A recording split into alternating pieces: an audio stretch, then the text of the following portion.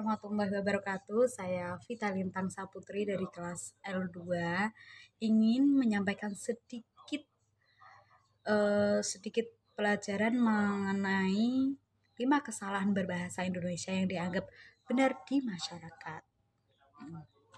Bahasa Indonesia merupakan bahasa resmi di Indonesia sekaligus sebagai bahasa persatuan.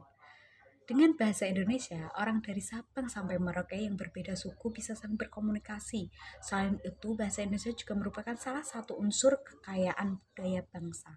Namun sangat disayangkan, tak sedikit rakyat Indonesia sendiri yang lahir dan dibesarkan di bumi Ibu Pertiwi tak menjaga bahasa Indonesia, menggunakan bahasa Indonesia seenaknya dan tidak sesuai kaidah-kaidah yang berlaku, mengganti kosakata baku dengan yang tidak baku, mencampur adukan antara bahasa asing dan bahasa Indonesia. Akibatnya muncul berbagai kesalahan dan berbahasa Indonesia dalam berbahasa Indonesia yang sudah ditoleransi oleh masyarakat. Sudah dianggap biasa atau bahkan sedikit sekali orang yang tahu kalau kebiasaan tersebut salah. Kesalahan berbahasa Indonesia yang ditoleransi diantaranya penggunaan kata ganti kepunyaannya. Siapa namanya? Alamatnya di mana? Boleh tahu nomor teleponnya enggak? Itulah kalimat yang biasa digunakan kalau kita berkenalan dengan orang baru. Sekilas terlihat biasa saja, tetapi sebenarnya kalimat tersebut salah. Apa yang salah? Dalam kalimat tersebut terdapat kata namanya. Perlu diketahui bahwa katanya adalah kata ganti kepunyaan untuk orang ketiga. Jika dalam bahasa Inggris sama dengan his atau her. Jadi sangat tidak etis apabila kita bertanya kepada orang kedua atau kamu, tapi kita menggunakan kata ganti kepunyaan orang ketiga atau dia. Kalau kita artikan secara harfiah, maka artinya akan menjadi siapa nama dia. Terlihat kan kalau struktur kalimatnya salah. Bukankah tidak nyambung ketika kita bertanya kepada orang kedua malah menggunakan kata dia? Seharusnya kita jeli. Apabila ada yang bertanya, siapa namanya? Maka jawablah, nama siapa? Yang ada maksud, dia siapa? Barulah dijawab jika redaksi kalimatnya diperbaiki menjadi siapa namamu. 2. Kata oke. Oke, nanti kita ketemuan jam 6. Kata oke sudah lazim digunakan di masyarakat mulai dari kalangan rakyat biasa sampai para pejabat negara.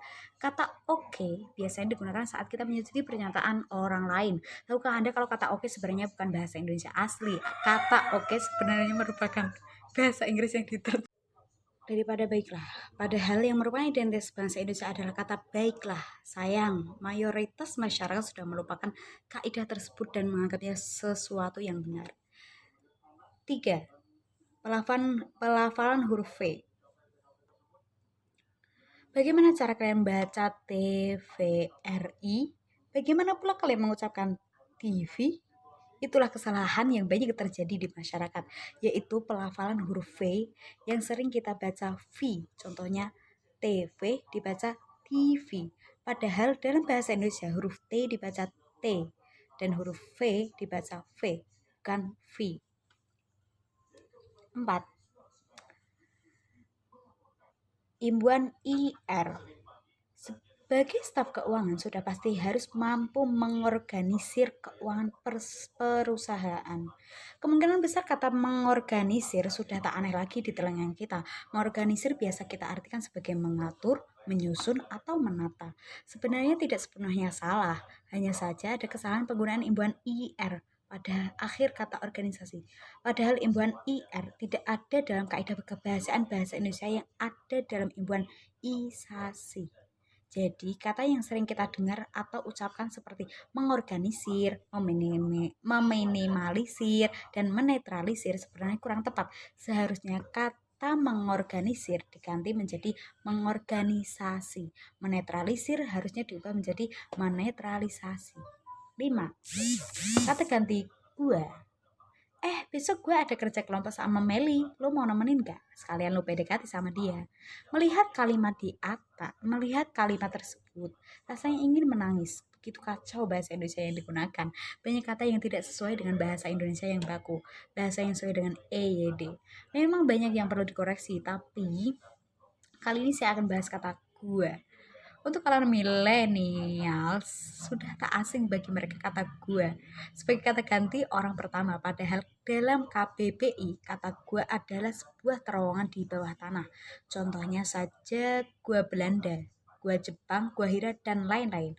Tak ada kata gua sebagai kata ganti orang pertama. Itulah 5 kesalahan berbahasa Indonesia yang sudah ditoleransi sehingga baik di kalangan masyarakat terbelakang, kalangan berpendidikan, bahkan sampai pejabat sekalipun menganggap kesalahan tersebut benar dan biasa saja. Marilah kita perbaiki lagi tata kebahasaan kita. Gunakan bahasa Indonesia yang baik dan benar, karena kalau bukan dimulai dari diri kita sendiri, oleh siapa lagi?